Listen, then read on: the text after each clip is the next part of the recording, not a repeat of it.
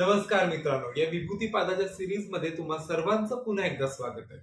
आपण विभूतीपादामधले वेगवेगळे सूत्र समजून घेतोय, त्यांचा अर्थ लावतोय. अर्थ लावण्यासाठी काही रंजक उदाहरणांची जोड देखील त्यांना देतोय. आतापर्यंत आपण पंचमहाभूत असतील, अष्टसिद्धी असतील किंवा काया संपत्ती असतील, या सर्वांवरती जय कसा प्राप्त करायचा याबाबत आपण बघितलं. एकंदरीतच बाह्यसृष्टीवरती आणि शरीरावरती विजय कसा प्राप्त करायचा हे देखील आपण समजून घेतलं. आजच्या भागामध्ये आपल्याला इंद्रियांवरती विजय कसा प्राप्त करायचा हे सांगणारं सूत्र म्हणजे सूत्र क्रमांक 47 आपल्याला बघायचं. ह्या सूत्रामध्ये इंद्रियांवरती जय कसा प्राप्त करायचा यासाठी इंद्रियांच्या ज्या 5 अवस्था आहेत यांच्यावरती महर्षी पतंजलीने एक प्रकाशझोत टाकलाय. चला हे सूत्र समजून घेऊया. ग्रहण, स्वरूप, अस्मिता, अन्वय, अर्थवत्व, संयमात इंद्रियजय. या सूत्रामधील एक एक शब्दांचा अर्थ आपण आता समजून घेऊ. सर्वात पहिला ग्रहण. आपण काय करतो तर आपली ही जी ज्ञानेंद्रिय आहेत यांच्याद्वारे बाहेरच्या जगामधले जे जे विषय आहेत ते आत्मसात करतो. म्हणजेच आपल्या डोळ्यांना दिसतंय, आपण ते दिसतंय ते आपण कॅप्चर करतो. आपल्या नाकांनी श्वास घेतो, त्याचबरोबर वास देखील घेतो. निसर्गामध्ये वेगवेगळ्या पदार्थांना जे वास असतात ते सुगंध असतील किंवा ते दुर्गंध असतील, आपल्याला ते आपल्या नाक या इंद्रियाद्वारे प्राप्त होतं. आपण आपल्या त्वचेने बाह्य जगातल्या गोष्टींचे स्पर्श अनुभवतो. आपण आपल्या जिभेने चव, रस अनुभवत असतो. त्याच प्रकारे आपल्याला निसर्गातील वेगवेगळे प्राणी पक्षी असतील, कीटक असतील किंवा वेगवेगळ्या प्रकारचे आवाज असतील, त्या सर्वांचं श्रवण आपल्या करतो. या पुढचा शब्द आहे स्वरूप. प्रत्येक इंद्रियाला एक मूळ स्वरूपाची प्राप्ती झाली. हे सर्व एक प्रकाशमय रूप म्हणून आपल्या समोर येत असतं. एकंदरीतच पुरुष आणि प्रकृती यांच्या मिलापातून हे सर्व ज्ञानेंद्रिय यांची निर्मिती झाली असते. पुढचा शब्द म्हणजेच अस्मिता. प्रत्येक ज्ञानेंद्रियामध्ये एक मीपणाची भावना निर्माण झालेली असते आणि त्याच्यातूनच अहंकार पुढे येत असतो. आपण जेव्हा एखादी गोष्ट बघतो तेव्हा मी हे बघत आहे. मी जेव्हा काही ऐकतो तेव्हा मी माझ्या कानांनी ऐकलंय, मला जे ऐकू आलंय त्यातूनच हे स्पष्ट होतं.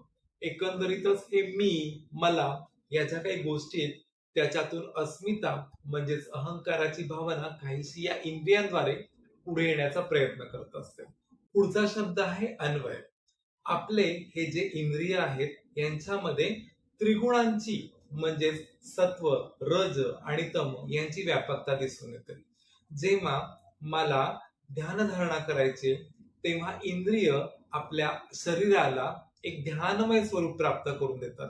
ती झाली त्याची सत्व अवस्था. आपण जेव्हा ऍक्टिव्हपणे कुठलेही काम करण्याचा प्रयत्न करत असतो, ऍक्टिव्हपणे माझे डोळे कुठेतरी बघत असतात, ऍक्टिव्हपणे माझे कान काहीतरी ऐकत असतात, ती झाली या त्रिगुणांपैकी रजगुणाची व्यापकता. जेव्हा मला या इंद्रियांना झोपून द्यायचंय, मला काहीच काम नाही करायचंय, तेव्हा ही झाली या इंद्रियांची तम अवस्था, ज्यातून आपल्याला अन्वय ही अवस्था समोर येताना दिसते. आणि शेवटचा शब्द म्हणजेच अर्थवत्व. जीवाला भोगाची प्राप्ती करून देणे आणि सर्वात शेवटी याच जीवाला मोक्षाकडे नेणे, हा या अर्थवत्व या शब्दाचा मुख्य उद्देश असा आपण म्हणू शकतो. पुढे संयमात. एकंदरीतच आपण ह्या ज्या सर्व अवस्था बघितलेल्या त्यांच्यावर जर योगी साधकाने संयम साधला तर काय होणार आहे? इंद्रिय जय. आपण इंद्रियांवरती विजय प्राप्ती करू शकतो. आपली जी पाची ज्ञानेंद्रिय म्हणजेच कान असेल, नाक असेल, डोळे असतील, त्वचा असेल आणि जीभ असेल, या पाचही ज्ञानेंद्रियांवरती आपण विजयाची प्राप्ती करू शकतो. बघा, एकंदरीतच या सूत्राचा अर्थ आपण असं समजू शकतो की एखाद्या योगी साधकाने ग्रहण, स्वरूप, अस्मिता, अन्वय, अर्थवत्व या पाचही ज्या इंद्रियांच्या अवस्था आहेत त्यांच्यावर जर संयम साधला तर इंद्रियांवरती जय त्याला प्राप्त करता येतो. या सर्व गोष्टींची प्राप्ती करून आपण असं देखील म्हणू शकतो की योगी साधकाने इंद्रियांचे मानसशास्त्र शिकलेले आहे. म्हणजेच त्याने सायकोलॉजी ऑफ सेन्सेस शिकलेला आहे. एकंदरीतच त्यांनी मास्टरी ओव्हर सेन्सेसची प्राप्ती केलेली आहे असं देखील आपण म्हणू शकतो. आपण एक छान उदाहरण घ्यायचं झालं तर सामान्य व्यक्ती जो आहे तो ह्या इंद्रियांचा काहीसा गुलाम असतो. तो जेव्हा एखादी गोष्ट, छान गोष्ट बघतो, तेव्हा त्याला त्या गोष्टीकडे बघतच राहावंसं वाटतं. जेव्हा एखादा सामान्य व्यक्ती कुठली तरी गोष्ट त्याची चव घेतो, तेव्हा ती गोष्ट त्याला खावीशी वाटत असते. एखादा प्रियकर एखाद्या प्रेयसीला म्हणत असतो, "प्रिये, मला तुझ्या डोळ्यांमध्ये डुंबून जावंसं वाटतं. मला तुझा स्पर्श अनुभवावासा वाटतो." आणि ह्या सर्व गोष्टींमध्ये तो काहीसा गुंतला जातो. हे सर्व इंद्रिय या व्यक्तीला अडकून ठेवण्याची भूमिका इथे पार पाडत असतात. अडकवून ठेवणं म्हणजेच गुलामगिरीचा जोखड या व्यक्तीच्या पायात बांधणं असं देखील होतं. ह्याच्या एक्झॅक्टली विरुद्ध म्हणजेच योग्याची भूमिका असते. योगी या सर्व इंद्रियांवरती मालकी हक्काची भूमिका बजावत असतो. योगी संयम साधून या इंद्रियांवरती ताबा मिळवतो आणि आपल्याला हवे तेव्हाच इंद्रियांची मदत घेतो आणि जेव्हा आपली इंद्रियांकडनं भूमिका संपलेली आहे तेव्हा स्विच ऑफ म्हणजेच या इंद्रियांची गरज आता आपल्याला नाहीये, इंद्रियांवरती आपला संयम प्राप्त झालाय.